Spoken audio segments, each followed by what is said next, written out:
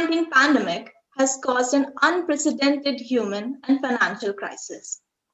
Sifico 2021 aims to address various issues and concerns related to COVID's impact on financial markets and have insightful deliberations by the researchers. We are delighted to have amongst us two luminaries from the industry, Mr. Dharmakirti Joshi and Mr. Narendra. Our director, Dr. Monica Khanna, and conference convener, Dr. Pankaj Trivedi. Good morning, ma'am and sirs. A leader is one who knows the way, goes the way, and shows the way. The director of our institute, Dr. Monica Khanna ma'am, is one such leader who empowers us and guides us towards excellence. I now request Monica ma'am to deliver the welcome speech. Thank you very much. Indeed, it's my real privilege to address and to give the welcome address here today. Sifico 2021 is unique in so many ways. First is that you are completing, Sifico is completing a decade of the finance conference. And the other unique feature is that it is being conducted online for the first time.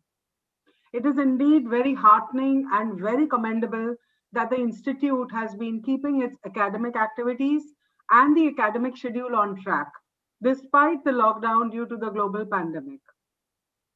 And we are all here assembled to conduct the Sifico 2021 on the digital platform and with a very apt theme of COVID-19 and financial markets, despite all the odds and difficulties.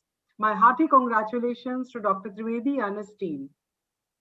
The year that has gone by has been unprecedented and unimaginable by even the best of financial and technical analysts.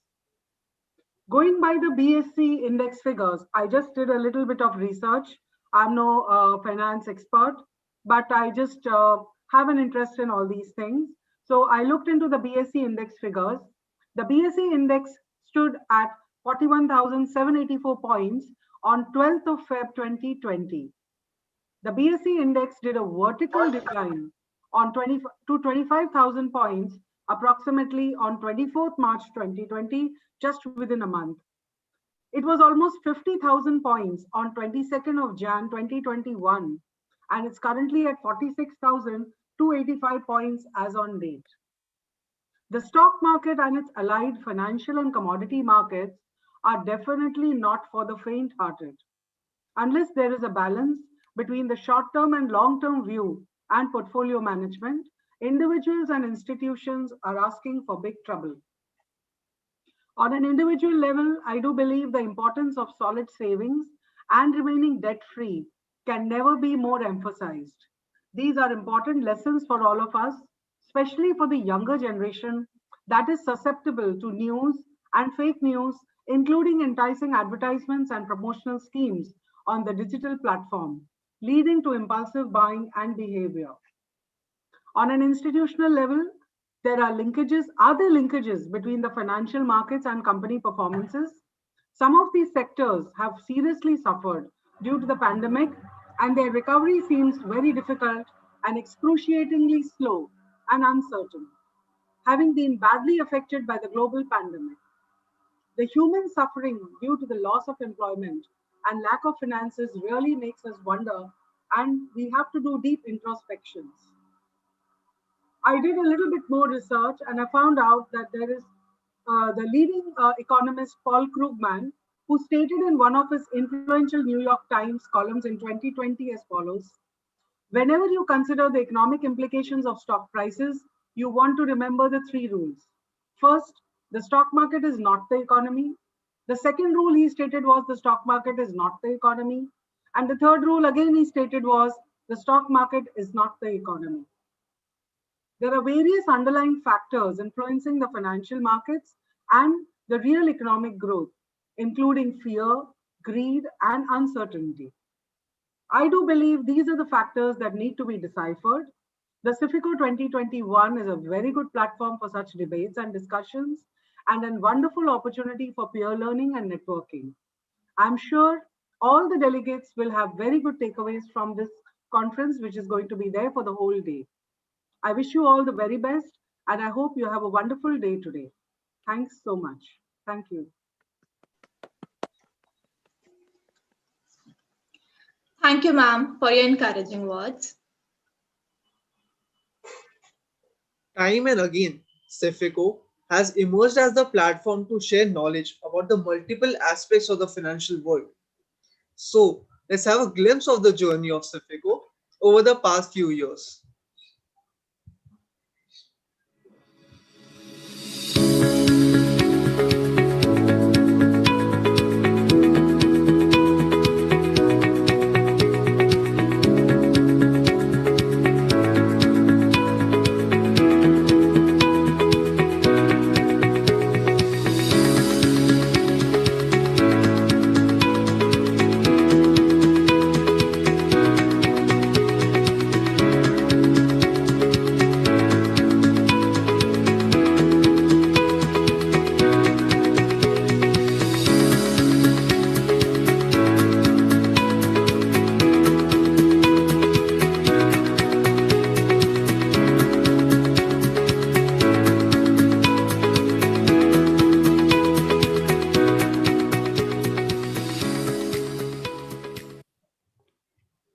This video certainly took us through the memory lane of Sifico.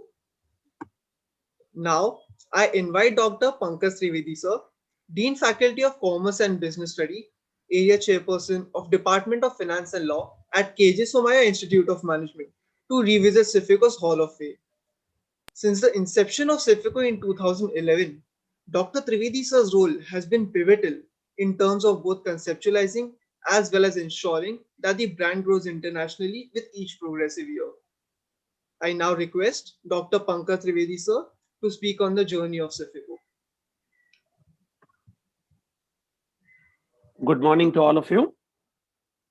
Shri Dharmakirti Joshi, Shri Narendra, our director, Madam Dr. Monica Khanna, research delegates of the conference from India and abroad, the co-convener of the conference, Dr. Shalini Talwar and Professor Sunil Parmar, my faculty colleagues, members of the Finstreet, and my student friends. On behalf of KJ Somaiya Institute of Management and on my personal behalf, a warm welcome to all of you.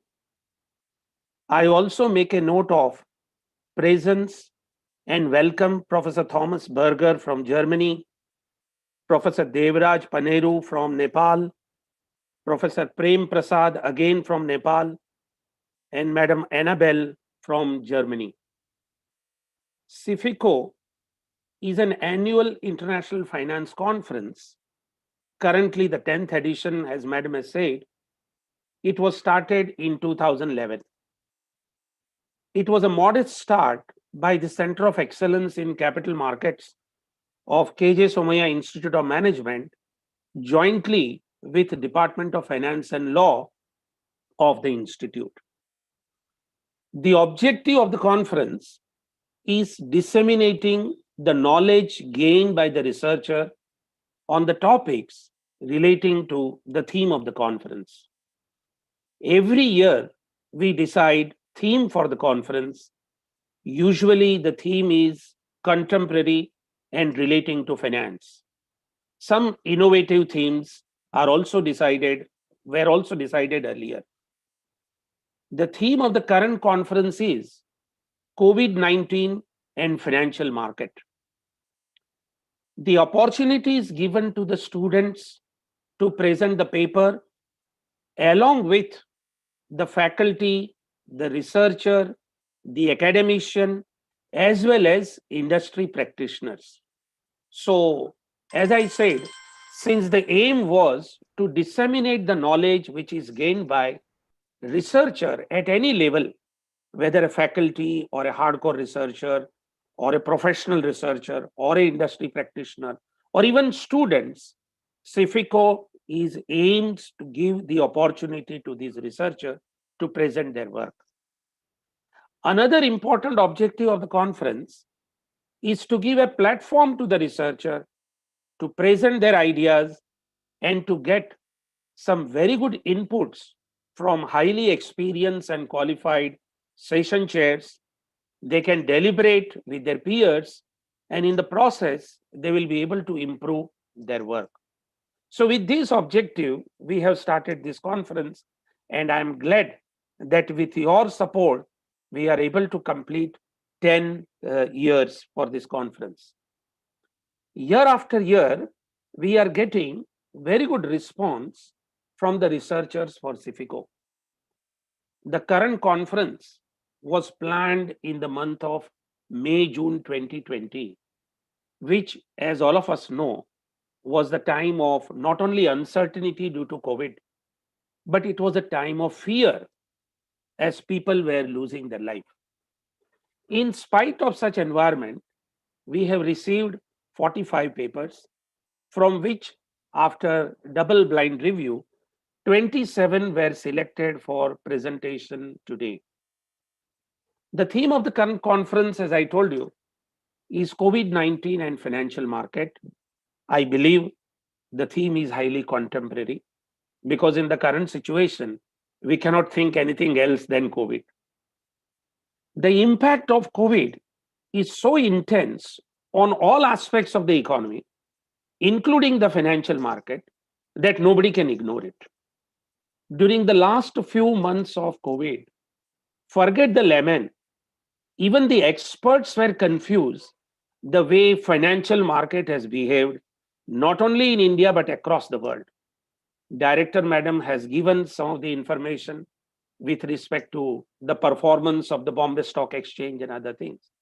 So the way you are noticing up and down is really very confusing and difficult to explain, as I said, even by the experts.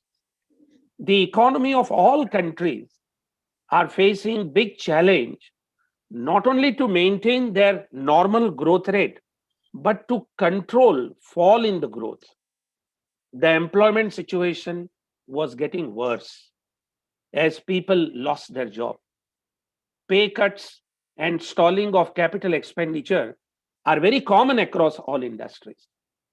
All these situations had multiplier effect on the economy and the financial market.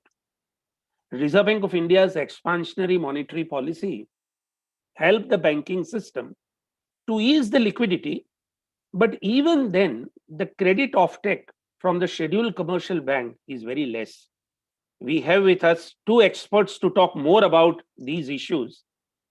The CSO estimate in India's, with respect to India's real GDP growth, is negative minus 7.7% in financial year 21, which is one of the steepest contractions since independence. Some sigh of relief is visible now as the vaccine are invented, but I believe it will take long time to go back to normalcy. Friends, every crisis brings something new in terms of thinking and policy. So COVID has also brought something new for us. COVID has given an opportunity to the researcher to study in detail current crisis and to find effective solution.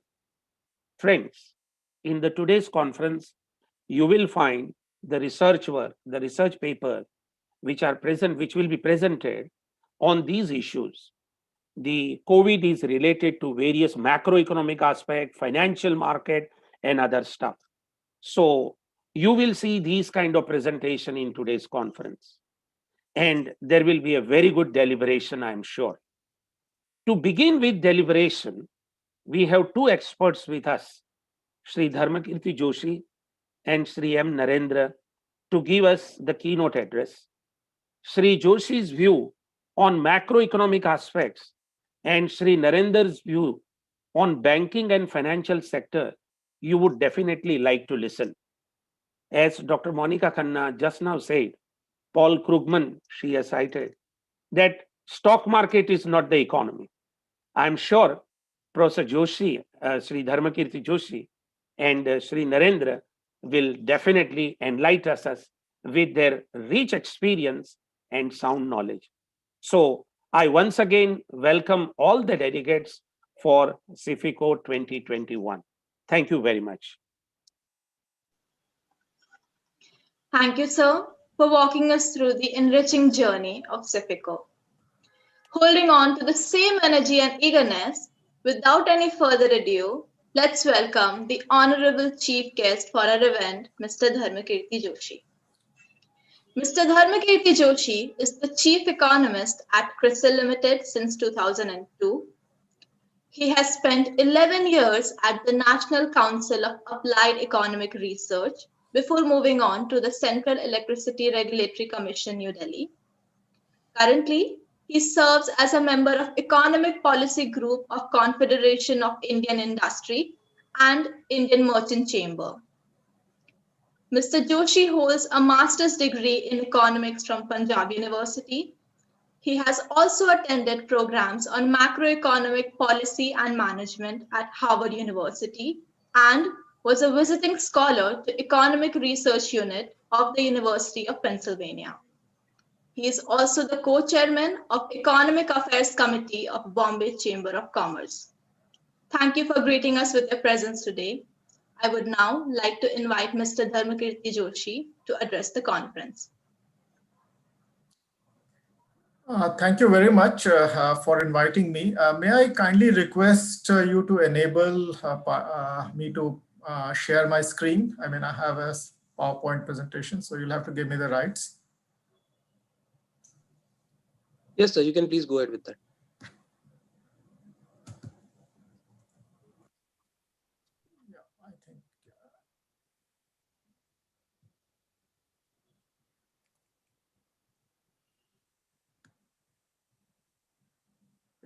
I hope it's visible on the screen now and I'm heard loudly enough. Yes, so I would like to thank the college for inviting me to this conference, and what I intend to do over the next couple of minutes is to give you a big picture. I mean, so what's happening is, I think it was mentioned time and again by the two speakers before me that that economy is not the market, market is not the economy. Actually, both are racing in two different directions. I mean, what Geeta Gopinath, the chief economist at IMF, referred to as K-shaped recovery. I mean, where the economy is going down, but the markets have been going up. So I think this is only one of the dichotomies. I think there are several other issues which are very relevant and which relate to the macroeconomy and will eventually have a bearing on how even the financial markets behave. I'll talk about the big picture now. So before I think I launch into the outlook, etc. Since COVID-19 has been an event which is very rare, I think once in 100 years kind of event, it has also taught us a few things. I think the number one lesson that at least I have learned, I think, is that how unpredictable COVID-19 has been.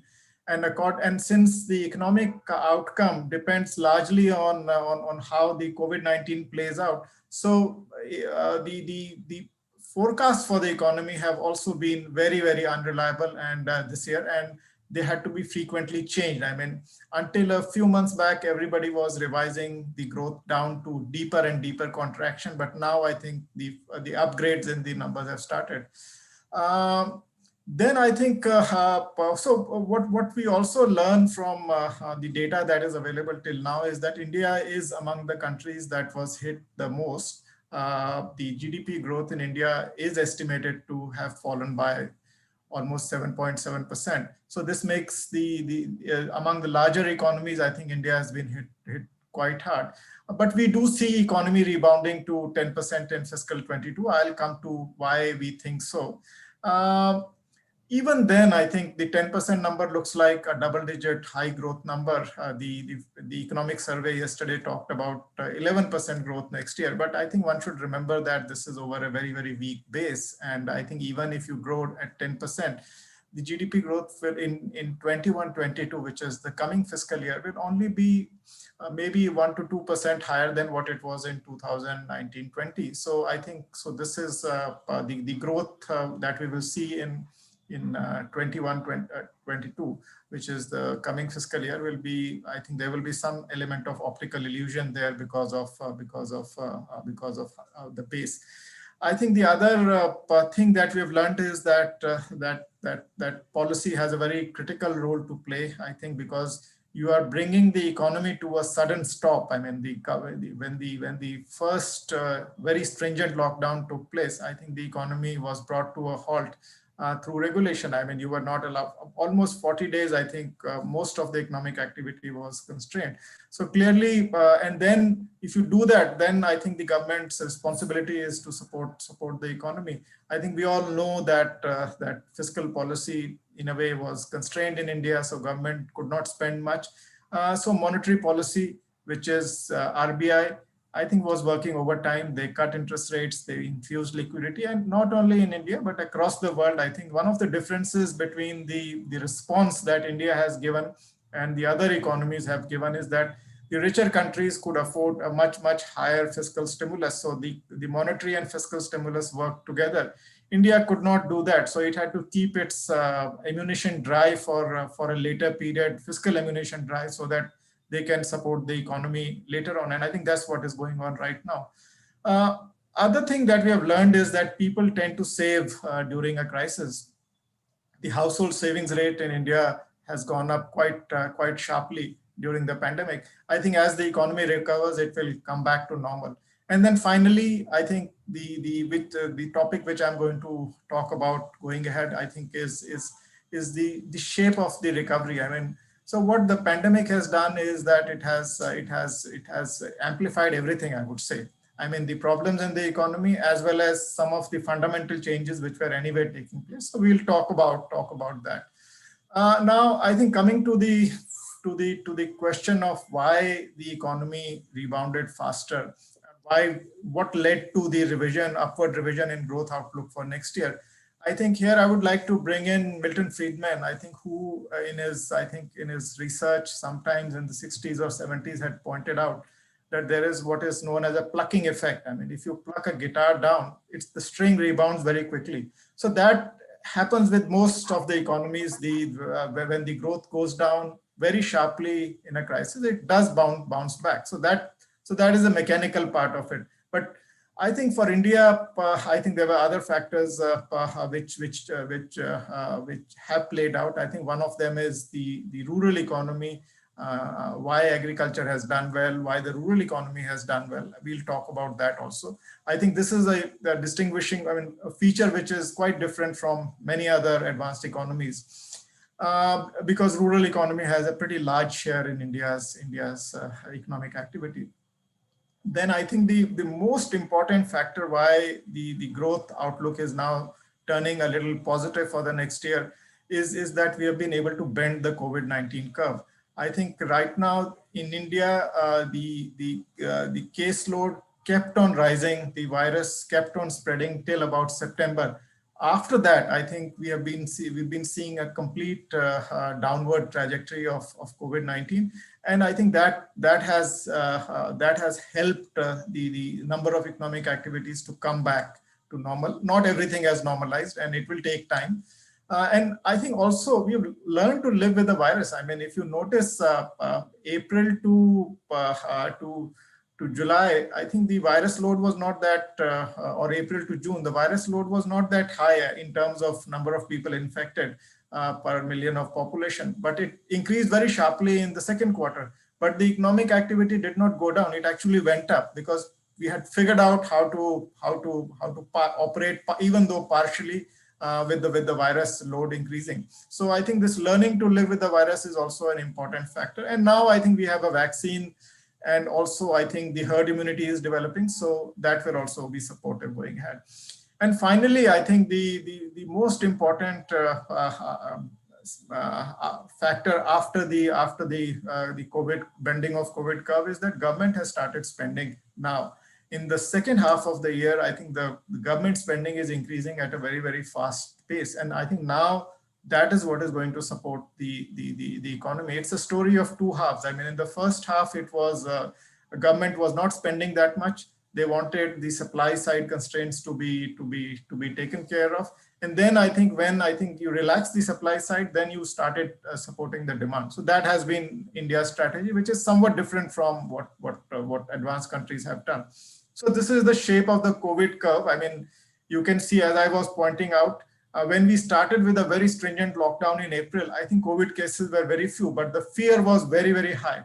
But as you moved towards September, the COVID cases kept on rising, but the fear kept on coming down. I mean, and we kept on gradually opening the economy. And after September, I think it has been a downward journey, and none of the risks which we were thinking could play out, like for instance, the festive season was, or the elections, particularly in Bihar, people thought that they would again create a second wave, but the data doesn't show any sort of second wave playing out in India. And what we're seeing right now is that that the number of new cases are lower than the overall recoveries. So the overall caseload as a result keeps coming down.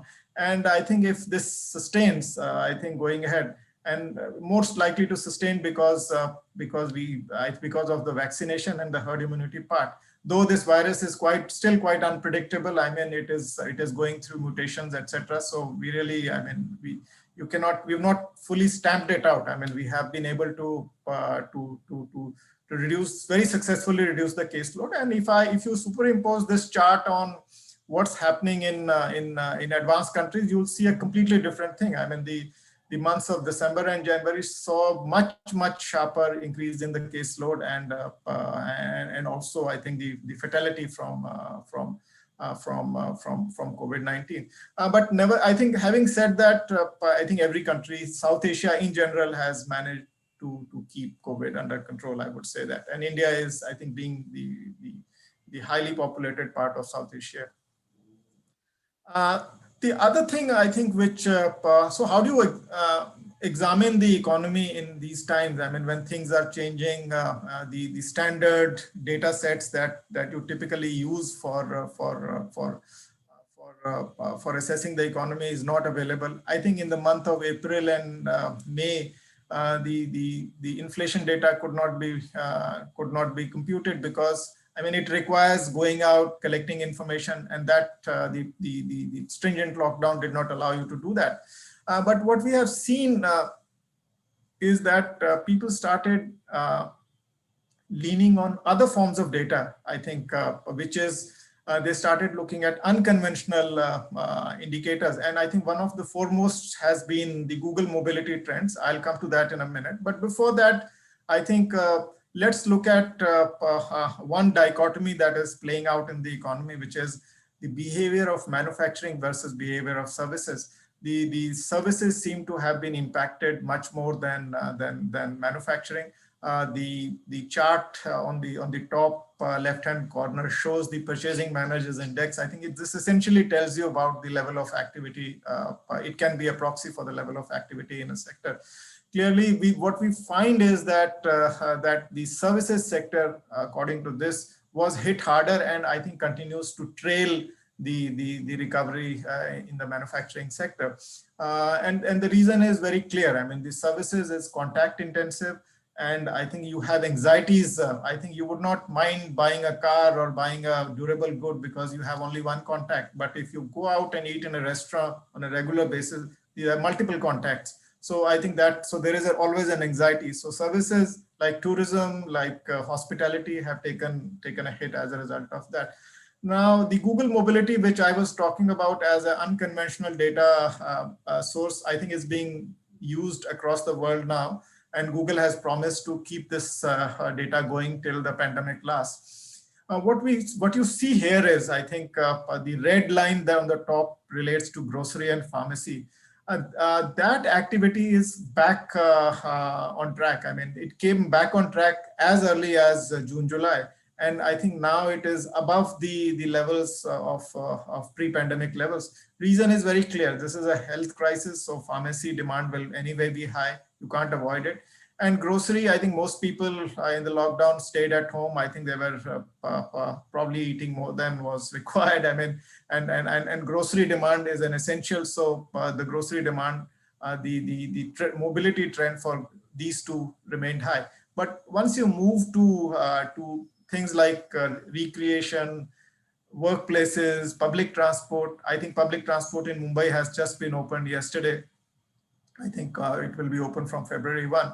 What you find is, I think that the mobility there is still very low. I think that is telling you that only not every part of the economy has revived. And I think this also reinforces that services have been hit more. Then I think we also started looking closely at energy consumption, because the power consumption is in a way a proxy for what's happening to industry, what's happening to demand. And I think this also kind of correlates with the upturn in economic activity, which the purchasing managers index was showing.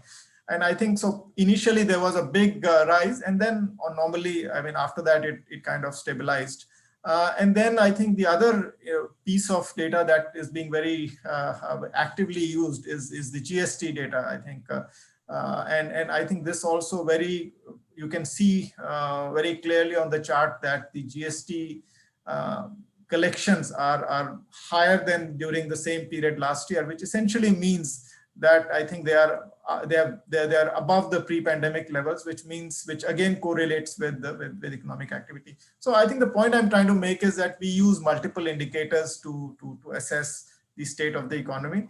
And this chart, I don't want you to go through the data. I think this is color coded. I think green is good, red is bad, and I think this is what we have done is we've put in the quarterly data for various industrial activities and service activities.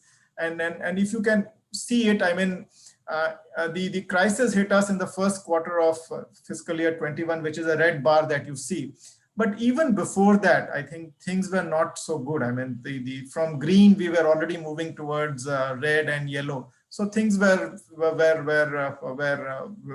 going down. And actually, in the last fiscal year before the crisis, the GDP growth is now estimated at 4%. Investments had come down from the growth was negative. Private consumption was already slowing down. So the crisis hit you at a time when your I mean, if I may use the term, immunity was low. I mean, the banking sector was also, I think, in some sort of the NPA levels had not come down as anticipated. So there was some stress.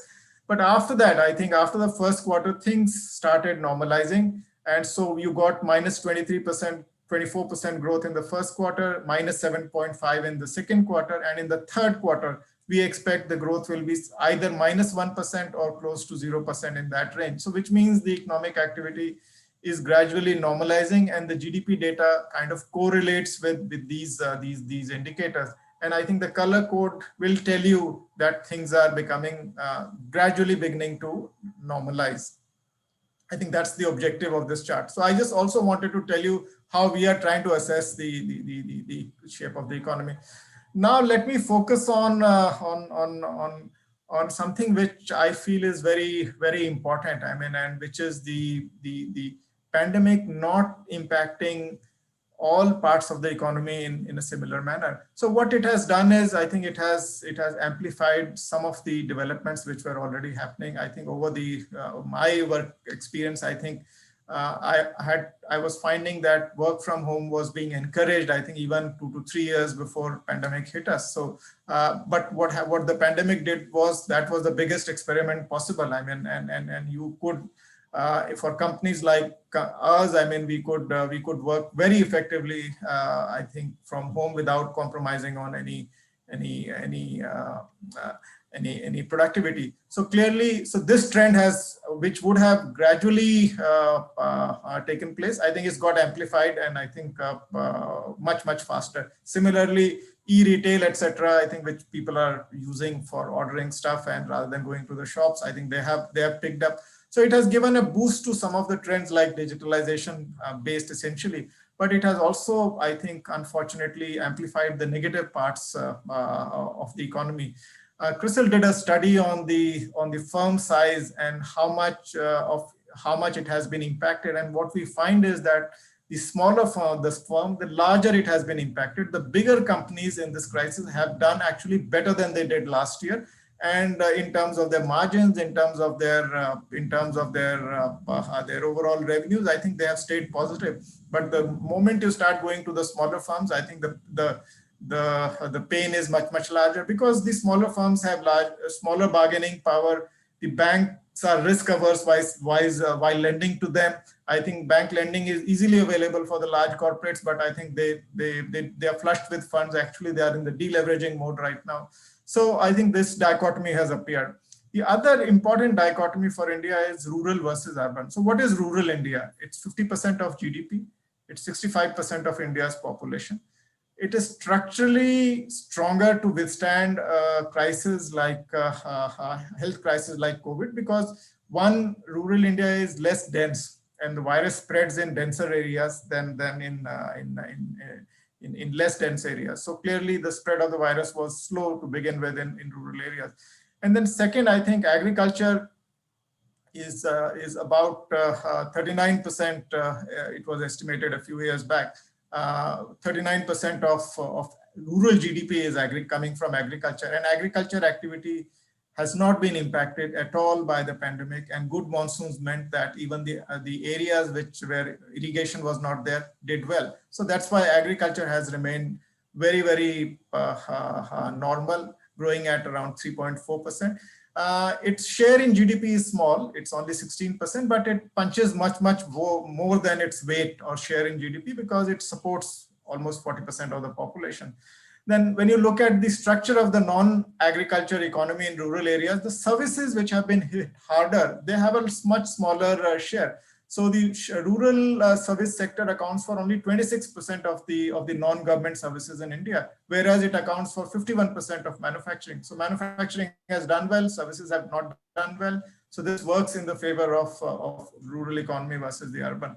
And then government support, I think whether it was through employment creation or it was through PM Kisan, where there were direct benefit transfers to the poor, I think all of that had a rural bias. So clearly, so there is a K-shape here also. I think the urban economy hasn't done as well as the rural economy.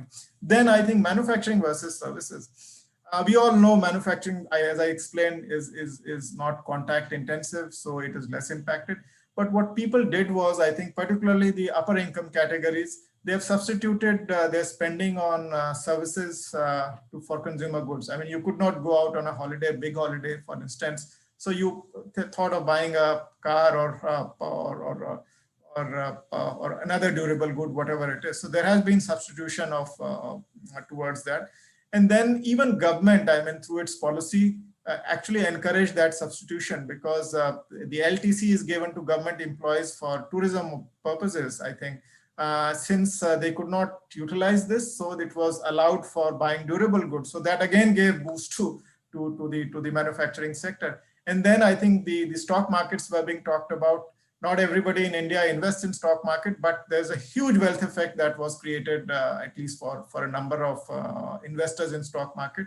And I think that wealth effect has also led to that has created a bigger boost for manufacturing, I think, than for the services. And then I think the other nuance is the market versus the real economy, I think, which was being talked about. So why are markets going up when the economy is going down? Well, I think there's something called liquidity. And when there is too much of liquidity, I think it will create inflation somewhere. And it hasn't. So in the case of assets, I think the prices have got inflated. Well, I think if you look at US, for instance, the housing, the stock markets, both of them actually kept on rising. In India too, I think the money from foreign investors as well as domestic investors was pouring into the stock market. So the liquidity, it's a liquidity fueled rally, and I think there's no correlation with the current economic activity. You can say that it is for future forward looking, etc., etc. There are various ways to justify the pickup in the stock market, but I think that is all post facto. I mean, but it doesn't, as of now, I think it doesn't directly correlate with the economic activity. But if you think that it is trying to forecast the future, I think there is some truth in that, because the future outlook which markets seem to be reading, I think has turned out to be brighter than what was expected earlier. So clearly support from what the central banks have done across the world. And savings behavior, I think, has changed. During pandemic, people were saving, and now I think when things start normalizing, they will start this saving, which means they will start borrowing, they will start leveraging themselves to buy goods and services. So this is how the dichotomies in the economy have played out. So what is, I think we have budget announcement on February 1. I think it would not be appropriate if I don't talk about what should be expected. I think there's number one, health is clearly the topmost priority. And this is a health crisis after all, and it will end once the health problems go away, which is essentially COVID-19 here. So government will have to earmark more than ordinary amount for health purposes, I think, even in the coming budget. Then I think the defense spending, which I have not mentioned here, but will also will stay above the normal because of the stress in the border. I think the defense spending has gone up. The budget will also have to support the recovery. I think this is like a storm. I mean, and when you come out of a storm, not everybody is in a position to stand on its own feet.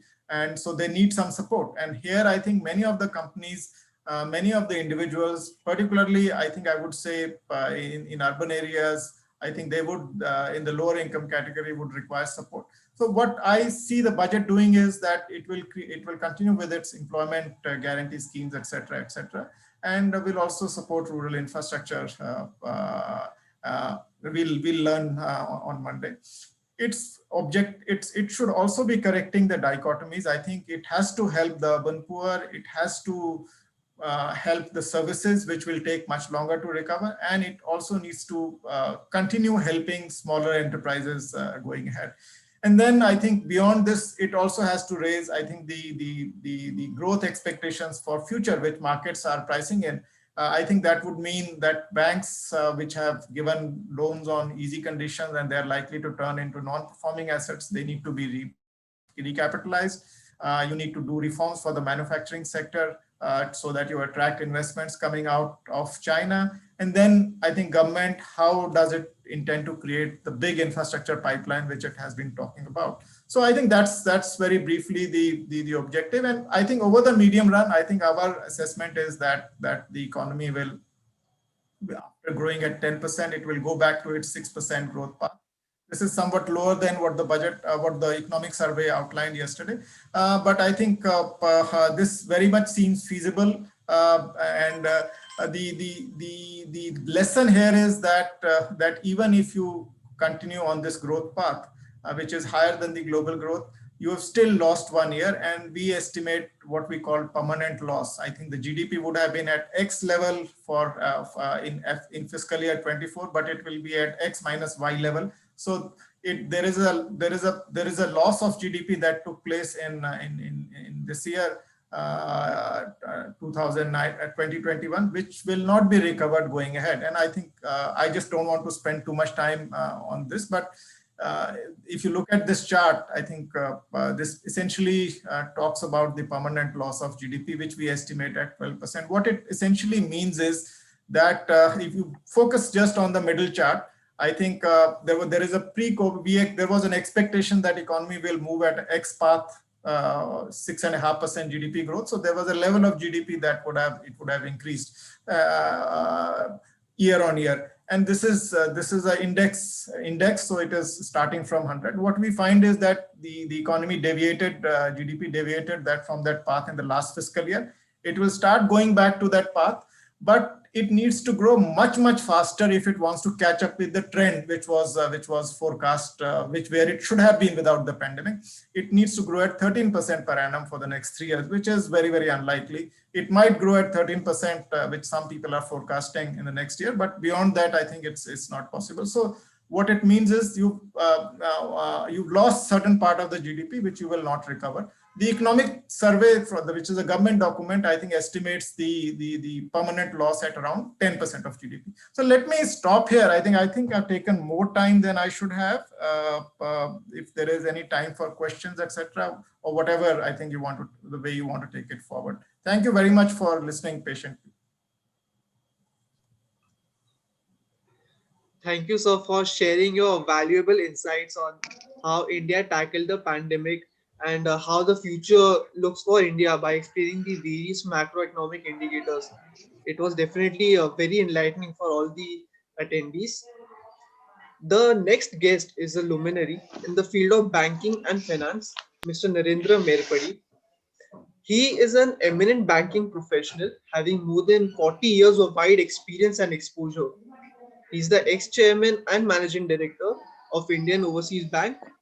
He's a commerce graduate and is a certified member of the Indian Institute of Bankers, who also holds a bachelor's degree in law. He has held membership in RBI's Technical Advisory Committee on Money, Forex, and Government Securities Market. Also, he held various esteemed council and committees with Indian Banks Association. So, we are very pleased to have you with us. I now request Mr. Narendra Mairpady to deliver the keynote address. Thank you. And I also thank Dr. Monica Khanna, Dr. Pankaj Trivedi, and Shalini Talwar, and Mr. Parmar, and all the dear students and the international delegates for this special 10th Sifico conference by the Somaiya Institute of Management. And I am really thrilled by the speech given by Joshi, my good friend from the CRISIL. And with his thorough presentation, there will be very limited for me to cover. However, I will try my level best. And Pankaj Trivedi has mentioned, of course, you can also speak from the banking point of view. Yeah. So as all of you are aware, this COVID was when an unprecedented situation. It was mainly related to health and the survival of the human life. So that as compared to 2008 global financial crisis, when the financial crisis in abroad came on account of the some what you call securitization transaction, which later resulted in real economy there. And of course, in India, there were real economy got affected, and consequently banks also got affected during the 2008-9 crisis. And quite a lot of quantitative easing and other conventional and non-conventional measures were taken by the global federal government and the central bank. And from that situation, hardly India would, or means global various countries would have recovered. And on the back of that, because this COVID has come. Now, that has again further resulted in resorting to similar methods by the global central bank and the government, and massive injection of liquidity, as well as the interest rates have been brought down substantially globally. And there is no certainty when they would be able to come out of that. And in fact, some of the government or what you call central banks are having a negative interest rates. And of course, US is between 1 and 2%. And but one thing is their inflation was very much under control. And that is how, and also they have also gone into purchase of corporate bonds and giving support to them. And the balance sheet of these central banks have substantially increased. And that was the same even on the global financial crisis. So this is the situation. And as far as the COVID per se, except UK and some Europe, and that which has come, the new variant, that other situation, of course, USA is still not come out of that. Thanks to our leadership given by our Prime Minister and all the what you call health workers and the respective state governments, and with the central and state participation, and to the people, because 130 crores of our people, we have come out of the COVID much faster. As rightly recently our Prime Minister said, the world or the people in India also were not having confidence whether the death rate in India or the recovery rate in India, all that would have been that much. And whereas we could control, and even though 1 crore have been affected, but parallelly the death is hardly 1.5 lakhs. So it is a very appreciable thing. And another thing is, during the COVID, India played a role in supplying medicines. Our pharma sector did very well, and we could show the leadership to the other countries that there were, not necessarily it is COVID, but there were some medicines which are thought that it could help in having a immunity. And even now, after that, both of the two Indian firms could find the vaccine, and we were the first to now supply to the other our neighboring countries as well as in India, that all the health workers, around 3 crore health workers will be covered, as well as the senior citizens and all in the first instance.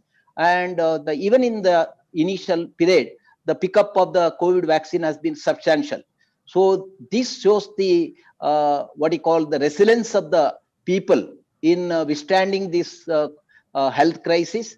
And of course, the one initiative taken by our Prime Minister has been the lockdown.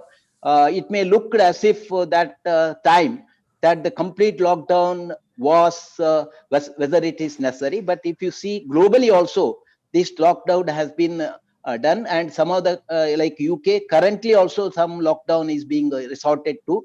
So that initial period gave a large contraction and our loss of output, and it would have otherwise that time gave the government a lot of preparation for creating the health infrastructure and be ready for facing any situation. Both the central and state governments took a lot of steps, and that gave the facility for treating the COVID patients, and the recovery has been good.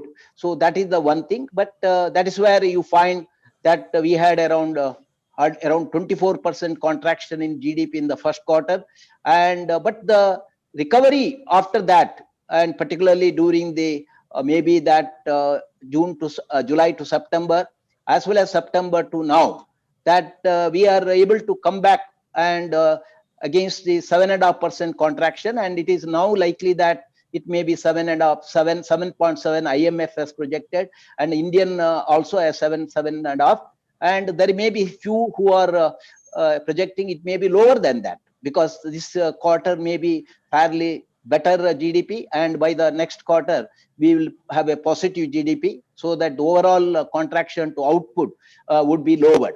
However, as Joshi has said, that we have already lost some lost the output, so that will have an impact. And in fact, during that period, the manufacturing index, which has come down substantially, maybe 34%, later now has moved to even one of the best in the period for some time, and it is now maybe hovering 55-59%. Only the service sector, because of we are aware that the restaurant, hospitality sector, or the transport, logistics, and other services connected with the trade and commerce of the, particularly other than the essential goods, that all got affected. And airlines, our airlines and those things, and those are the sectors which are getting special attention, and we need to now see that. But that I think now almost lockdown has been released, and all these have been started opening up, and we expect that this normalcy will come, and it may take some time for the service sector to catch up with that. So in the Indian context, both the Reserve Bank of India and the Government of India took a lot of measures, and this are also unprecedented. In fact, Reserve Bank, I think, released around 12 lakh crores of liquidity, and the balance out of 29 lakhs of Atmanirbhar Bharat, 1, 2, 3, 4, the balance is by the government. Now there is some feel that our government has not spent so much on direct benefit transfer, or not given benefit to the urban poor or the smaller section of the population. But it has to be seen in the light of the fact that our GDP growth much before the COVID also had come down, and we had hardly around 4.2% GDP in the last year. Against that backdrop, spending so much money, and it is also not fact that during that period, spending instead of that, it could be preserved for capital expenditure or creating infrastructure or enabling environment for further growth. That's how our government of India brought substantial structural reforms, like the agricultural three laws passed, the labor code simplification, and the labor security code, all the or what you call flexibility to the employer, or in terms of number of employees and all that, as well as opening of the defense sector, opening of the mining sector, or opening of the space sector, and also in providing the logistics or creating infrastructure in agriculture sector, and sea changes, and of course major changes in the MSME definition, and enhancing the level of turnover to the higher level of 250 crores, and similarly bringing the credit guarantee scheme for MSME up to 3 lakh crores, and similarly bringing what you call 20,000 crores of what you call what you call debt, in a way, in lieu of debt equity support, and a fund of fund for 50,000 crores for MSME, and similarly support for NBFC sector, means partial guaranteed refinance, and also giving money by the through Reserve Bank for NABARD, or our what you call SIDBI, as well as Exim Bank. So in a way, and the National Housing Bank, and National Reserve Bank took a lot of support for HFCs during that period. So this whole measures in a total, even though maybe said that 14% of GDP, as Joshi would have said that hardly it is 2 to 3% of the GDP, compared to external other countries who would have spent, even like Japan, maybe much higher, or UK or USA, and it may be 30% GDP or even less. So they can afford, of course. In spite of all that, India had to borrow. That is, as against earlier 7.5 lakh crores of annual borrowing, India had to borrow at 13.1 lakh crores of borrowing. Now this is a substantial borrowing. Now, thanks to RBI doing what you call earlier, of course, they did long-term repo transaction, term loan money repo transaction of some 1.25 lakhs crores each, and earlier they released the CRR cut of 1.17 lakh crores or what, and also making a switch transaction between the various long-term securities to the short-term securities, and also 115 basis interest rate reduction.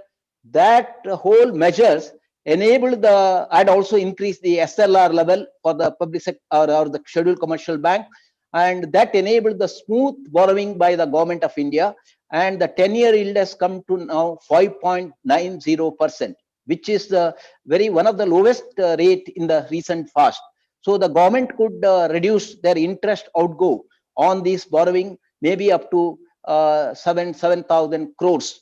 So they could the averageization of their interest rate, and also the longevity of their borrowings, all have undergone changes during this period. So now this is the background on which you have to look at what are the Atmanirbhar Bharat program which has been brought by the government, and what are the structural reforms that have been brought.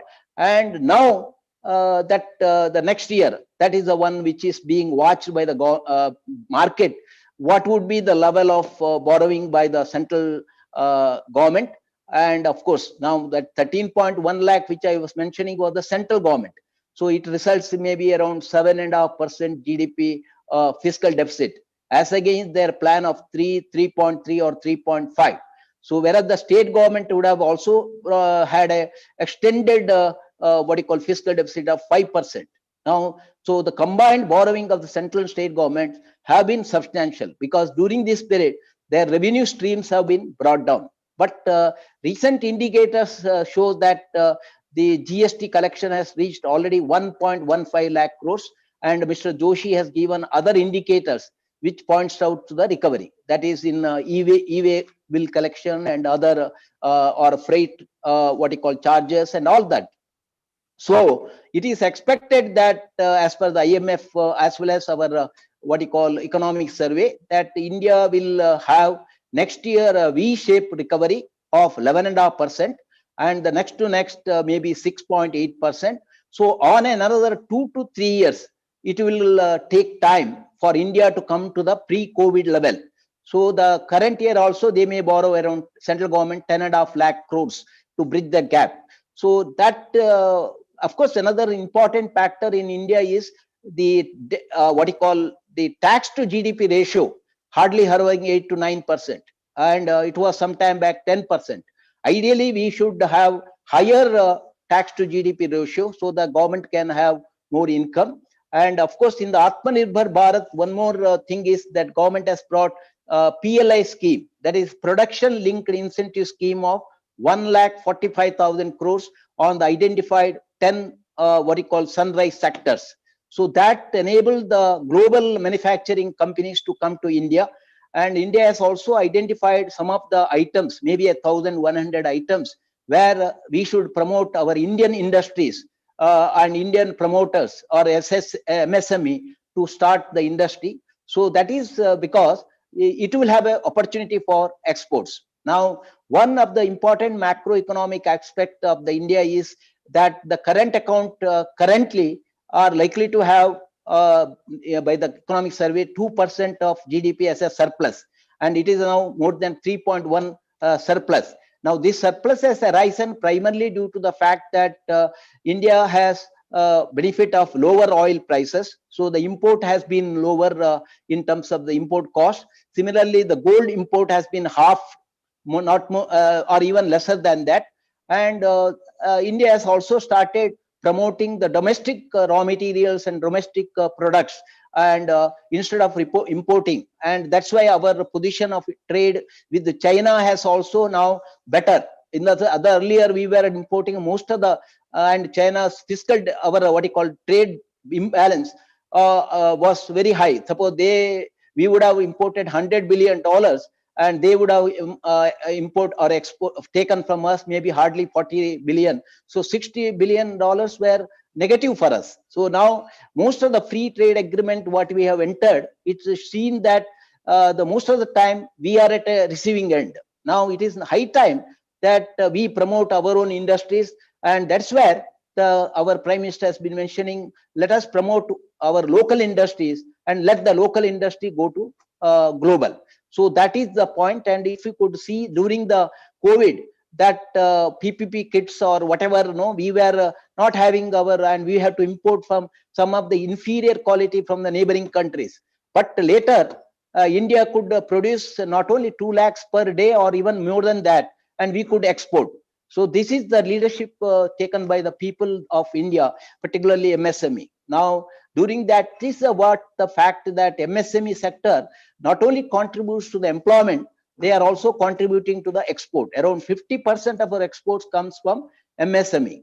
So this is the background of that. Now, as Pankaj Trivedi said, in this period, what has happened to the bank?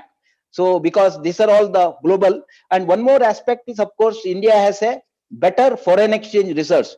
Now, 580 billion US dollars, maybe for around 18 months of imports. And it is a very high level of our, and thanks to more than 48 billion US dollars of what you call FDI. Even during this COVID period, India received a lot of FDI. That shows that the people globally see the opportunity in India. Similarly, we would have received around 20 billion US dollars of foreign portfolio investment. Now, all that money has come. Apart from that, when this forest comes, the Reserve Bank has to purchase the dollar and release the rupee. So you would have seen on an average 7 to 6 lakh crores of surplus every day was having. And in this period, quite a lot of corporates took the advantage of the drastic reduction in the bond rates, and they would have borrowed a corporate around 10 lakh crores of particularly AAA, AA rated. So that has helped them easing their liquidity problem. and that has some of them would have borrowed even average period of 3 to 5 years. So it is a little long-term funds. Similarly, the commercial paper now 1.87 lakh crore per month that is being raised, and the rates sometimes back it came even lower than the reverse repo rate of 3.35. That is the fact that the mutual fund also had a lot of accretion in funds, and they were coming and taking this commercial paper, or and of course treasury bill also went into 2.91 was the best rate. Now that is where the Reserve Bank felt that these rates cannot go below 3.35. So they started taking back. In a say they did a 15 days term repo, reverse repo, and they took around 2 lakhs crore from the system. Even then, overall liquidity is still in the surplus, and banks particularly had around 11 to 12 lakh crores of deposit growth, whereas their credit growth has been only 3.34 lakh crores. So there were around 8 lakh crores of surplus, which now, apart from every day putting in the reverse repo, part of that would have also been absorbed by the investment. Around 7.3 lakh crores of investment has also taken. So when you say that the bank's credit growth is not growing, you have to take into account the investment. That's why the earlier State Bank chairman and current chairman also has mentioned, you have to look at the overall what you call investment plus the credit. As well as now, if you ask me, investment including the investment done by the banks under the GSEC of the government. For government, the banks are the maximum supporter, and during this period our Reserve Bank increased the SLR level, so that helped the bank in absorbing this higher borrowing. So if you take that overall into account, that is the one to be seen in the credit growth. Of course, sometime back in a peak period it were around 20%, and in the normal period it was 12% credit growth. So this 3 to 4%, and now it is maybe 6% credit growth, would not necessarily have a what you call a greater impact on the GDP. In fact, our India's credit to GDP not more than 69-70%. Globally, it is even 130%. So the India has a lot of opportunity by the banks in contributing to the GDP by being credit to GDP being enhanced. Now that's where that the current various other measures of the Reserve Bank, Government of India, like one is the 111 lakh crores of infrastructure is in the offing for next 5 years. Now that infrastructure, whether in road or ports or airport or air, or what you call other your inner water development or the local municipal development, in all such, or social infrastructure in everywhere, or power or coal or thermal power, in all that, there is a earlier also the banks played very important role. So that is where that currently that whether earlier banks, government, our India had a developmental finance institution, and the development finance institution had a special benefit of SLR. So they were able to borrow 30 years, 15 years or longer period, and they were able to lend. And almost all the industrial development in India took during that period by the role played by this development finance institution. Of course, later when this SLR benefit was removed, it was thought it fit that these development financial institutions will have to become universal bank. That is how quite a lot of them, including ICICI or IDBI, all of them, they went into universal bank. But now, and it is in those period only the bank started also participating in the project finance and infrastructure finance. And there are, particularly the public sector banks, there were quite a lot of contribution for the infrastructure growth. But it is so fact that those period of infrastructure growth, as well as the experience of the bank, was not so much we had the knowledge, and also there were pitfall in the regulatory or as well as the other aspect. So that resulted in some type of incremental NPA in this particular power, or maybe small roads also, no land was available, or delay in the project execution, so many things, and that enhanced the NPA level. But coming to the fact that now from the budget, one area where all of us are looking is whether the government will establish further developmental finance institution, with some benefit of tax-free bonds or other long-term funds, as well as global capital being invested in that. So that can give support to the government efforts of infrastructure push. Now, coming to the market, in the one area where I was telling, in the bond market, today it is 5.90. Now, the next year borrowing being another maybe 10.5 lakh crores or by the central government and state government additional, it is expected that this bond price may move around 30 to 40 basis points, and it may become 6.3. Now, currently RBI repo rate is 4%. And one area you have to look at, that during the COVID period, India's inflation has been all along 7.25, 7 point, and it's 6.95 and all. And only in the latest data, it is the CPI inflation may be 4.93. So it is still higher than the RBI target of 4%. Maybe with the 2% this side, that side is there. But even then, so the RBI preferred that against the inflation control, they preferred growth. And that's why the RBI gave accommodative what you call monetary policy, as well as the reduction in the interest rate and liquidity infusion. Now, what we have to watch is when this liquidity is getting dried, or even the other day in yesterday economic surveys has mentioned that all the what you call forbearance or whatever support given by these, as well as the other what you call your regulatory forbearance, will have to be reversed once the economy comes into growth. Now, if RBI taking out the liquidity, which I already mentioned, 2 lakh crore they took, and in April, no, that 1st April, the CRR cut also will get back to the original level. So that may take 1.27 lakh crores. So like that, if the RBI takes out the liquidity, whether bond rates or whether the overall bank's position to invest in this particular government borrowing, all that has to be seen. But we know that the government and the RBI will manage this at smoothly. So they have quite a lot of measures in their hand, and the Reserve Bank has said that we will continue to watch and give the necessary support in terms of growth. So that is one issue. But one point is that the banks have all invested in these bonds, as well as the what you call the bond of the corporate, at a very lower rate. Now, when this interest rate starts moving up, maybe due to inflation or maybe Reserve Bank changing the rate, and there will be a, of course, other than what is kept in the HTM category, which recently they have enhanced that, other one will have a depreciation. So banks will have to provide for those depreciated value of the securities, which that is the one is their average yield income on the investments also come down. Second is they have to make provision. So this cannot be managed by that. That's where the RBI will be very cautious in reversing that on as and when they find that enough liquidity is there and the market can take that into account, and accordingly they will play the role. Now, coming to the overall banking sector performance, you are aware that that NPA which I was mentioning, the overall NPA came down to 7.5% by September 20.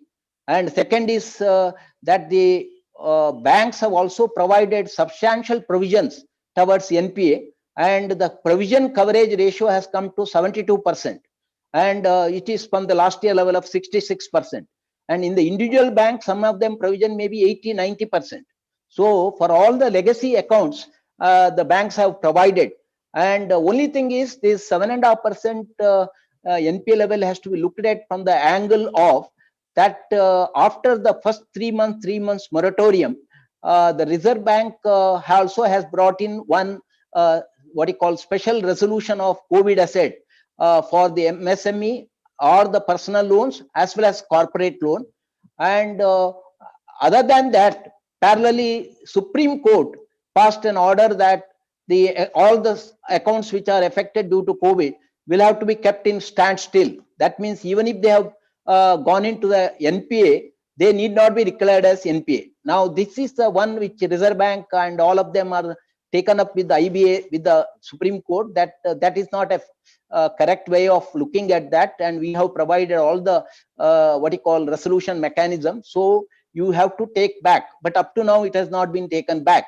So the banks, when they finalize the balance sheet, maybe in September as well as December, would have provided for additional provision towards this type of COVID-related assets. Also they would have given what are the disclosure about how much such assets are forming of that part of that which are having a benefit of standstill, and they have to be now taken into account if that is lifted by the Supreme Court. Now, so that in the recent financial stability report of the Reserve Bank, they say that this 7.5% what you call NPA level may go up to 13.5 by the maybe September or next year, and it may also go in the what you call stress scenario, maybe 14.8. However, actually, one thing is on the resolution assets. Earlier, it was thought that quite a lot of them will opt, but the overall opting has been hardly 2 lakh crores. And from the figure what we see, so there has not been much response even on the personal segment as well as, and MSME, of course, already got the benefit of restructuring, and there that such of the restructuring has been extended up to 31st March, and they are in the different category. So overall, that is, of course, Mr. Joshi mentioned that the corporate results that you see now, they have enhanced their profits. Now, this profit may not be necessarily due to what you call sales enhancement. They have, what they have done, they have passed on the high cost and the higher margin to the ultimate consumers, and at the cost of the consumers with a higher margin, they are declaring higher profits. Whereas the, of course, other one was that they had got the substantial money raised from the market, which I mentioned earlier, so that the average cost of their borrowing also has been lower. So that in the situation, they are able to show better performance. But as he rightly mentioned, the one area may be the smaller firms under the corporate or mid-corporate segment, as well as the MSMEs, in spite of that giving additional finance through the emergency credit, it is quite likely that those who are in the service sector or those who are not able to manage their overall cost, or they were not able to bring additional capital, they may get into difficulty. So these are the asset, because you must be knowing KV Kamath committee report has identified more than 26 sectors with around 15.5 lakhs crores of what you call stress assets, which is likely to come in the during this COVID. Of course, that was much before, not after this recovery and all have been taken into account. And particularly, of course, airlines are showing negative losses, and our restaurants or hospitality sector like hotels and all may not be able to have the, even in the 4-year getting the moratorium or 2-year moratorium. That is in the this one hardly 2 years moratorium. That period would not be sufficient for them to recover the losses. So one area which I found in the most of the Indian corporates or MSME and all, they don't bring additional capital. They have to see that what are the core area of business, what are the non-core area business, what are the excess what you call assets or land or other things. Why can't they liquidate that or monetize that and bring that as additional capital? In fact, higher leverage of the balance sheet of the corporates would not be a desirable thing. And even in the MSME, one thing I feel that the bigger corporates who depend on this MSME for their raw materials, one side they don't pay them in 45 days. They normally delay the payment to this MSME. Other side, they don't support. I would suggest that the government should bring a scheme in their budget, where if these corporates invest in their cluster of industries which are supporting to them MSME by way of equity capital, they should get some tax subsidy or whatever benefits, so that these MSMEs are to be now, like take the example of Maruti Udyog. Maruti Udyog supports all the industries coming in and around their factory or wherever they put up factory. Maybe some of them are joint collaboration with India and Japan or other countries, but they are able to pass through this and they have come up well. So in automobiles, in such of the manufacturing units, we must, and another thing is in the cluster, there are quite a lot of clusters where government should focus on cluster development, and they must have a marketing scheme. They must also focus on the MSME adopting technology, and they must also take them to global fairs and all. And with that, of course, our MSME Ministry of the government has quite a lot of scheme. Now, generally, some of them may not be aware of that. So it is necessary that MSME, which is the giving employment and such a growth to the contribute to the GDP as well as contribute to the export, will have to find special mention in this budget, and they must be getting, because that fund 50,000 or 20,000 crores is not the suffice amount. They need to have larger capital support that will enable the Indian, because even in Atmanirbhar Bharat, that if India has to become a manufacturing export and to that extent contribution to GDP on a sustained level, we need the smaller firms and MSMEs to be supported. So this is the one thing. So one, whatever feeling is that India banks will have a larger NPA, I do not think that banks are quite manage their profit, quite manage their provisions, and they are quite aware of that. But the only thing is, it also presupposes that India has to come up, because now whenever you lend to the sectors, focusing on a particular GDP growth of say 7.5%, or earlier 8.5% was the GDP growth. Now, if that GDP comes to 4.5%, and today it is a negative GDP growth, naturally the performance of the industry and performance of the corporate or MSME gets reflected in the performance of the bank. So banks are not away from the sectors. So today, that is where some of these NPAs may come. But one area of our Reserve Bank financial stability report, and continuously our governor mentioned that banks should be aware of this shock. One is this shock. Second is when they take away their relief measures or other forbearance, how the banks should be having the conservation or how to have resilience. So that is where he has mentioned that banks should raise not only for regulatory capital and also economical capital. And that is where the private sector bank, in the beginning itself, because the market was buoyant, they raised around 70,000 crores of extra capital. And in the recent days, public sector bank also one or two on with the IPO type, or they call equity market raising. Other are tier 1 capital, which qualifies for, that is perpetual capital. So they raised around 20-25,000 crores, and they by before March end they may raise further money under that. And these rates are like State Bank got maybe around 7 plus, whereas others maybe 8.5%. That is the coupon rate. But of course, you should be aware that like Yes Bank as well as some of these perpetual bonds is subject to dipping into the reserves, which the Reserve Bank will not allow. So if the bank goes into problem, that like Yes Bank, some 8,000 crores of tier 1 capital has been wiped out. And so it was primarily under different management. So the old money could not be paid. But in the public sector bank, normally you would not find that. That is why the SEBI came with a guideline that under the perpetual bond, individual investors as well as mutual funds need not invest. So it is now primarily through institutional placement like that. So this is the one thing. Now, the banks also expect that, in the interim budget, our government of India provided 20,000 crores of additional capital.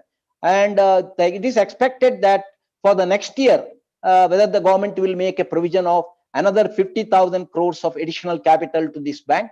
And as per the financial stability report, the risk to weight assets of the bank, or what you call the capital adequacy, fairly is in a way 15%.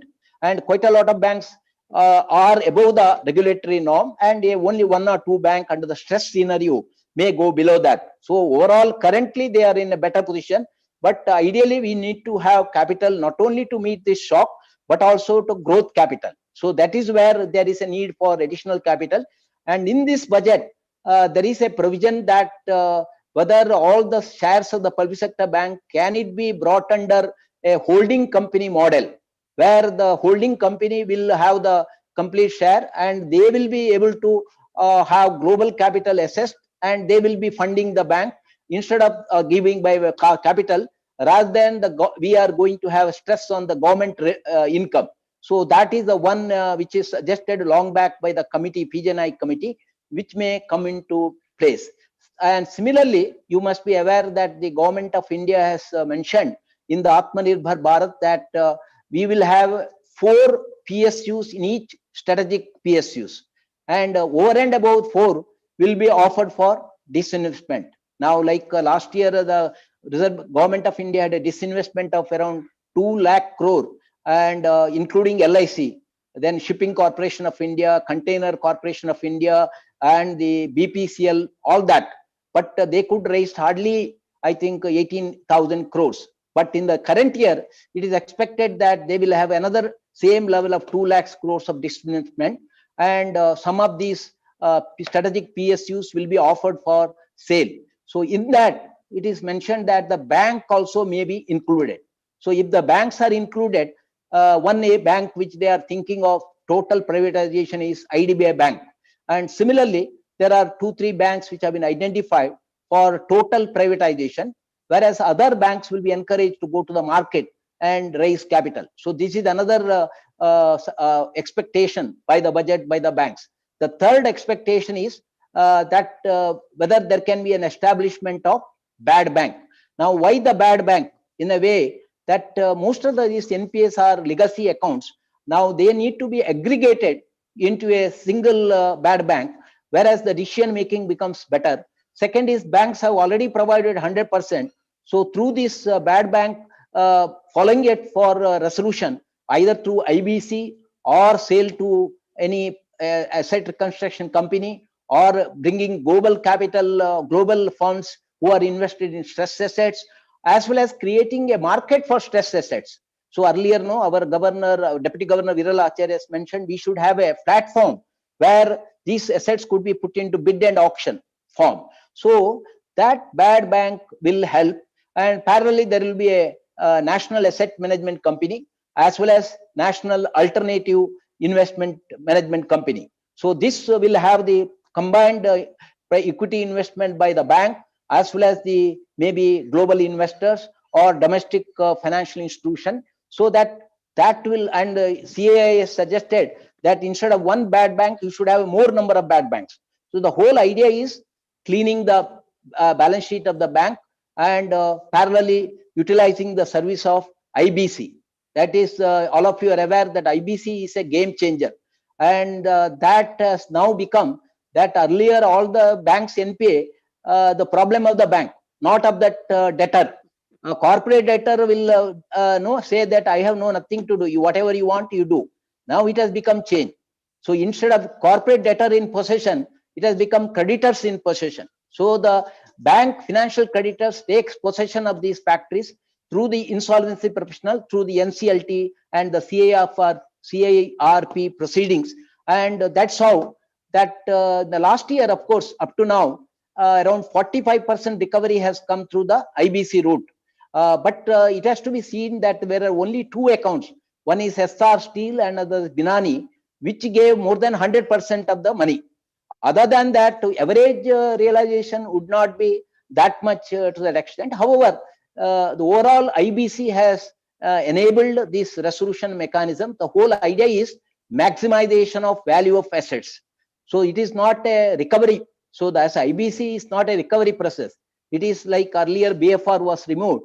So now IBC is that. But of course, during this COVID, the government of India has suspended the IBC for such COVID related asset which have become a default or likely to become default during this period. And now it has been extended up to December 20. Now, once that is lifted, there will be a lot of CFR cases. And yesterday, there was a report also by Alwar Marshall that the number of such cases getting delayed, you know, the maximum number of days earlier was mentioned was 180 days plus 90 days.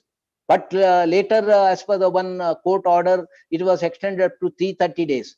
But due to various litigation by the corporate debtor and bringing sort of difficulties in that, you take the example of SR Steel itself.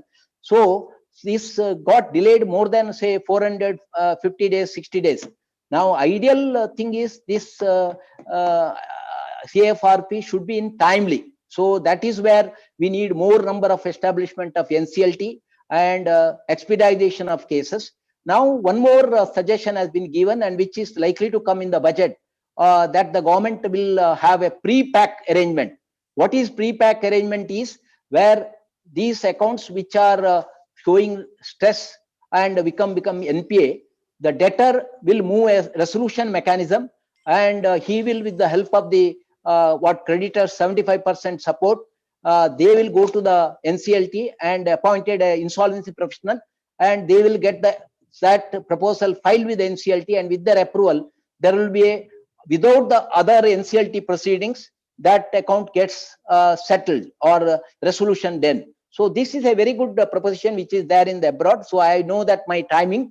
So with that, what I want to say that the overall Indian macroeconomic aspect in current account, in forex reserves, similarly recovery, inflation coming down, in all respect, the Indian economy is in a better position, even though, as Joshi has said, that for the current year we lost substantial output during the first quarter, and that is the situation abroad also. And now the expected GDP India will be the highest GDP next year, and when it comes to normalize also, other than China, like in the current year only China is showing a positive GDP and all other countries are negative GDP.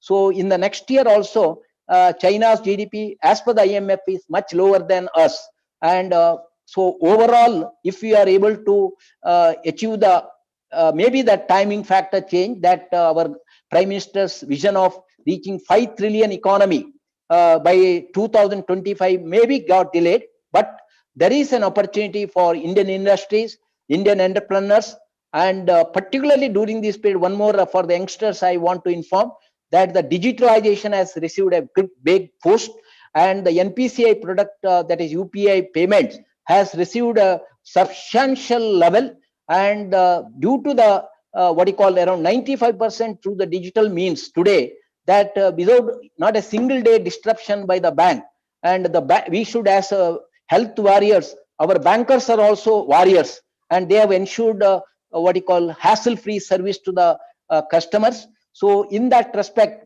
the overall, after the Jan Dhan Yojana, more than 40 crores accounts which are opened by the banks, that under the Prime Minister's initiative, which resulted in direct benefit transfer, and whether the other day that money payment to the farmers or money payment to the poor, everywhere this DBT has come in way. So the digital push, technology boom, and your mobile boom, as well as the Jan Dhan account, that is Jan Trinity, will Aadhaar also, that will help India, and this will become a normal. What I feel that, and yesterday Bank of Baroda said that they are going to have a permanency scheme through McKinsey where people can work from the home, and earlier they have said that 50% we would like to from the home.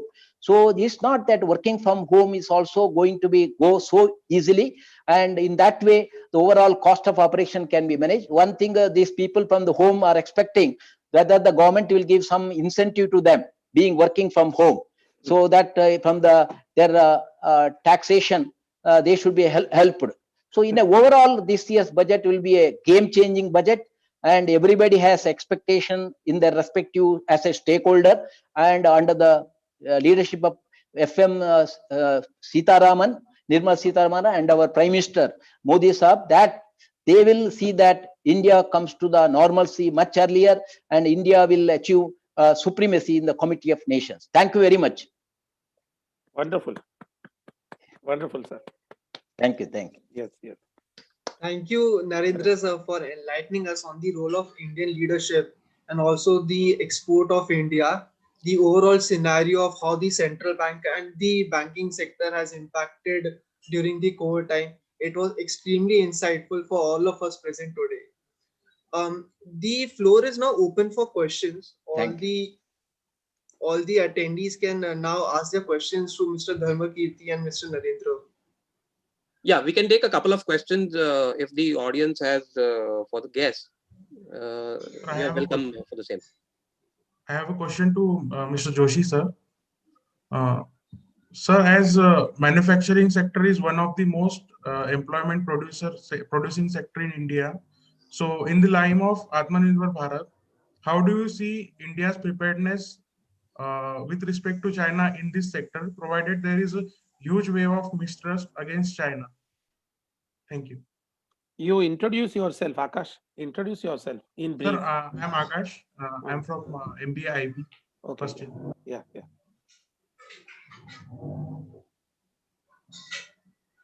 That's a very important question. I think so far what we have seen is, it's not because of COVID-19 only that investments were moving out of China. I think it typically what happens is as the wage costs increase, the production units move to lower wage countries. And this is what we saw, I think, when, just to give you an example, when I think earlier shoes, etc., were being manufactured in South Korea, they moved to East Asia and then to China. And then China has moved to the upper categories of production, like your electronics, etc. But what COVID has done is it has given a boost to that, because people want to now diversify more, I think. So what we are seeing is companies are looking for alternate places, and I think India is also trying to capitalize on this opportunity through the PLI scheme, which tries to give benefits to producers, I think, for the front-loaded, I think, 4 to 5 years. Now, so far, I think what we have seen is that the foreign investment will not just come because of this. I mean, it will also depend on how the ease of business in an economy is playing out. And I think so we have seen that more investment has moved to countries like Vietnam and Bangladesh so far. And India is now trying to attract that. We will get some of it. I think as was being mentioned, I think we got a good amount of FDI last year. But FDI largely goes into services in India. I think for about 4/5 of the foreign direct investment is towards services, not towards manufacturing. I think the issue is now how you get it to manufacturing. I think some of these schemes will lead to give a boost to manufacturing, but becoming a manufacturing giant in today's world is a very different from what the other economies like China and East Asia face. So it is going to be I think you have to swim against the tide, so to say. And I think it's a good initiative that government is focusing on in manufacturing at this juncture. We will get some share, but if we move, we have to make the regulations predictable. We have to make the ease of business at the ground level much better. It has to be comparable with other economies. We are comparable on taxation now. I think after the direct tax was reduced to 25%, I think we are comparable. But on other parameters, I think we need to still work hard. Yeah, to add to the Joshi, that one is consistency of taxation in India, and or the government rules, as he said, the regulatory predictability. That is very important. Second is India has also brought this IBC. So respecting the contract and ensuring that the contracts are adhered to. So one area of exit they can have through the IBC route. Second is the arbitration and other laws will have to be more progressive. And another important, our Piyush Goyal has been talking that India will have a single window clearance. That is, one is your entry point itself should be very simple. And second is India has a lot of reporting and lot of what you call compliance. Now, there have been effort by the Prime Minister as well as the government to simplify these and reduce the number. Now, there is a necessity that by seeing the elsewhere, how are these things are reduced and the complexity is reduced. That is the one thing. And in this, the labor laws which are brought first time in India during COVID, including some of the state government and later with the central government, maybe not to the extent required, but there have been a labor law brought where you can also have an exit clause for the laborers. So I think all these are, as I said, PLI scheme, which is the one of the best scheme. And these are all the favorable aspect, but parallelly, ground level, including state level, they have to have a welcome policy for multinationals or such industrial houses from abroad, so that which are already seen, states are competing each other in welcoming them. And if there is a consistency of political phenomena also in terms of openness to the FDI and openness to the foreign investment by the multinational, I'm sure India will, because as he rightly said, the contribution of manufacturing to GDP is not up to the mark in India as against China. And we are more of service oriented, maybe 60% plus, whereas this may be hardly 16% or 18%. I understand. So that needs to be supported. And even for our exports, that's where once Maruti Udyog chairman said that Indian manufacturing has to become competitive. And if we become competitive with all this simplification of rules, as well as the compliance cost being reduced, we would be able to achieve that status. Thank you. Thank you, sir. That answers my question. Thank you. Thank you, sir. Yes, I would like to ask Thomas Berger. I would ask you if there is an economic impact of the protest of the farmers in Delhi over the last weeks. Because you mentioned the urban areas were doing better than the rural areas are doing better than the urban areas. So I'm just wondering if there's an effect from the protests of the last weeks. Yeah. Well, I think not much. I think except I think because this is not the cropping season, so I think this was in between the two cropping seasons. So the farm activity was not impacted because of that. Crops keep growing on their own. But I think it has led to some increase in inflation in some of the food items like mustard, for instance. I mean, because there is a delay in that reaching the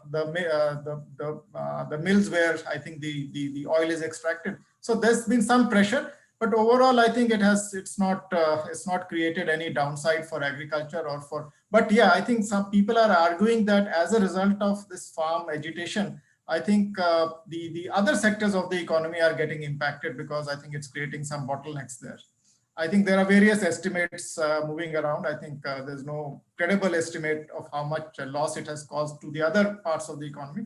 But yeah, I think there is some loss there. But agri activity, rural activity, I think is not impacted by that. And this is only one part of India. I mean, I think this is I think India is too large. No, thank you very much. I just saw the I pictures on understand that. television. Yeah, I understand that the government may bring a lot of drastic changes in the food distribution system through Food Corporation of India, some more improvements, because India has a large surplus of wheat or rice or such of the, and as he rightly said, this year also both the Rabi and Kharif are expected have a large production. Now, there is a cost to that of holding this product. So during the COVID, it became very handy that government could push all this rice and wheat as well as some what you call dal and other things to the poor, rural poor. So we have to have a good mechanism of supply as well as warehousing of that. And I think what the government has mentioned, some time gap between this or what you call holding of this loss for some time will enable to create more and more warehousing and such facilities. And so that farmer can have selling of these not only through mandis or APMC, any of the market, and he can get a better price, any other state also. So that is the one. And overall, as far as the inflation, as Mr. Joshi has clearly mentioned, that India is in a very better position in terms of the, and in the recent, I think the food items inflation has come down substantially. That is how the overall CPI has come to 4.93. Thank you. Thank you, sir. Now, I would like to invite Professor Sunil Parmar to propose the vote of thanks. Yeah, thank you, Shivam. Friends, in Sanskrit, there's a saying that, Gnana Devatu Kaivalyam, which effectively translates to knowledge alone liberates. In fact, it is very correctly said that knowledge is the best investment. A great philosopher, speaker and writer, who lived through most of the 1900s, Jiddu Krishnamurti from India, he had once said that truth is a pathless land.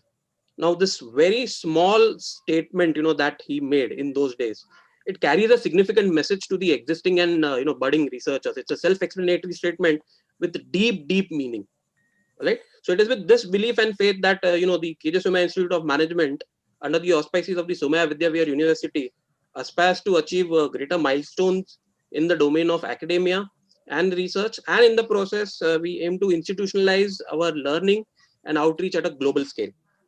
So friends, on behalf of our trust as well as the university, we welcome you once again for participating in Sifico 2021. Thank you so much, sir, Shri Dharmakirti Joshi and Shri Narendra, for taking out time of your busy schedule and sharing your valuable and critical insights to the audience. Mr. Joshi, especially we appreciate your coverage on GDP forecast, going forward, the numbers indicating recovery, especially when we see events like a 12% loss of GDP in the base case, your points on saving propensity as a reminder and as a lesson emanating from the pandemic, your points on the two-speed economy with the K curve and, things like that. You gave a very good analogy, sir, of the plucking of the strings of the guitar, to researchers and academicians alike who are present today, it tinkers us to think that, what music then, should be considered good for the economy, right? And if so, then what are the right notes? And to this, you very well raised points, which coincidentally, let me share with you that they resonate very well, with the topic and the papers that will be presented by the researchers today in the session going forward. So thank you so much, sir, once again for this. Mr. Narendra, our sincere thanks and appreciation for the overall global outlook, especially when you began with the coverage on economies like the US and the UK, and then moving on to emphasize the excellent role, played by the government of India in terms of tackling the problem effectively, both internally, so you spoke of measures such as policy-based changes at MSME levels, debt equity support, fund of fund support, the role of NABARD, SIDBI, Exim banks, national housing banks and the likes, and externally how we have been, partnering with the global community in terms of not only providing the vaccine, but as well as, helping recovery of the global growth as a constituent member nation. So, measures such as production-linked incentives and such initiatives to attract foreign investment, as well as companies to make India a preferred destination, for manufacturing, I'm pretty sure is well received by the audience. Measures such as you spoke about free trade agreements, yeah. Then, to promote our local industries and to make them go global. Some of the points you very correctly pointed out, as a measure of making India a more affirmative and assertive global player. The role of the Reserve Bank and the allied banks to manage liquidity, the credit growth, and ensuring, in the end, that the government initiatives to get the GDP back on track go as planned, is truly commendable. So thank you so much, sir. Thank you to our guests once again from the bottom of our heart. Yep. Unless team efforts are in place, no event of this scale is possible. So in this regard, we wish to thank our director, who is also the Dean of the Faculty of Management Sciences at SVU, Dr. Monica Khanna. Thank you so much, ma'am, because you have been the principal agent in ensuring that the entire event goes as planned, by granting us the necessary support and motivation, as has always been the case, ma'am. So thank you. And especially, ma'am, when the point that you raised at the beginning of your speech, that stock market is not the economy. It was a very good lead to, begin the discussion for today. Basically why I say this is, traditionally in economics and finance, we begin our lessons by saying that, stock market being a barometer of the economy, but things are changing as dynamically as you rightly put with the statistics of the Indian indices of the stock market, that a lot of old thoughts and ideas are now put to test. So thank you so much, ma'am, for that. Next, I would like to thank our conference convener, Dr. Pankaj Trivedi, sir. As Shivam and Nishi, rightly said at the beginning, his contribution towards conceptualization, sustainability, and growth of brand Sifico internationally is tremendous and inspirational. Thank you, sir, for all the excellent administrative, intellectual support and the outreach that you have provided year on year. This being our 10th conference now, in organizing this conference as well as guiding us, where necessary. My special thanks and regards to Dr. Shalini Talwar, co-convener for Sifico 2021. For again providing the necessary expertise and guidance and sharing the responsibility for the event to ensure that things move as planned. Very warm welcome and special thanks to all the session chairs who are present today, to all our dignitaries and guests and researchers from across the globe. We have, as Sir said at the beginning, we have representations from various parts of the globe, from Germany, Nepal, Norway, various parts of India, so it's a tremendous and a humongous coverage that we have. And it is very pleasing to us that, we are able to achieve this in a relatively short span of time. And friends, one thing what you will observe that, we have got a very good mix of developing and developed nations in this August gathering. So I'm pretty sure, that it will make for very good research presentations and debate and discussions. So with this, I want to thank all the faculty and research scholars who are participating in this conference today for representing your respective institutes and organizations of repute. And I'm pretty confident that this exchange of ideas and minds which will happen will not only address the conference theme, but will also strengthen the bonds of the Somaiya Vidya Vihar University and in turn that of KJ Somaiya Institute of Management with fellow national and international institutions even more. Right? Many thanks to our in-house faculty and staff for supporting the event as well as motivating the team.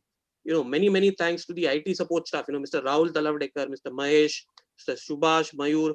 If I were to call them as our digital drivers and companions for today, I am pretty sure I will not be wrong in doing that. Our accounts office, see, these are the people, headed by Mr. Ganeshan. So these are the people who may not be there in the forefront, but let me tell you and assure you that that they have equal contribution in terms of ensuring that we all meet today the way we are discussing things. Right. Special thanks to the entire PR team, Arvind, Rashmi, Utkash, Zainab, Danish. You're ensuring that the event gets the necessary global outreach, especially through the digital medium. Right. Friends, it is rightly said that nothing is stronger than the heart of a volunteer. And we take immense pride today in saying that the entire event in the back end is actually managed and driven by the students of the Finstreet committee along with the PR committee. So tremendous commitment. All of you, Swikar, Nishi, Shivam, Akash, Shrikant, Smith, Meir, Manya, Jugal, wonderful. So request all of you to please appreciate that hard work and dedication. With a huge round of applause. And they all will be present in the respective session rooms and assisting you after the inauguration. Okay. So with this, friends, we conclude the inaugural session of the conference as we break for around 10 to 15 minutes.